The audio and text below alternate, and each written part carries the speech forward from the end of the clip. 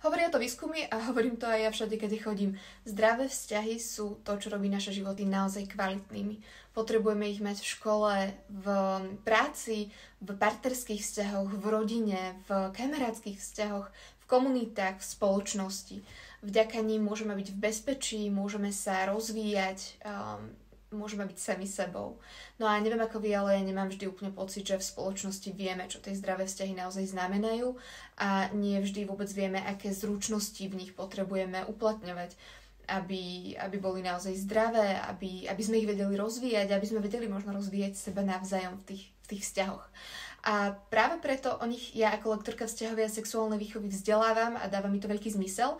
A zároveň práve preto teraz prichádza intimita s hrou, ktorá nám pomáha tie zdravé vzťahy vytvárať, upevňovať, učí nás nesúhlasiť s rešpektom, učí nás komunikovať si hranice, hľadať najvhodnejšie riešenia v niekedy možno krízových situáciách a zároveň nás učí komunikovať si hranice. To všetko dokonca aj zábavnou formou, ale aj vážnejšou. Vy si môžete vybrať, ako tú hru budete hrať v akomkoľvek kolektíve. Viac informácií sa dozviete na donio.sk a budeme naozaj veľmi radi, ak nám pomôžete túto hru dostať k čo možno najväčšiemu množstvu kolektívov.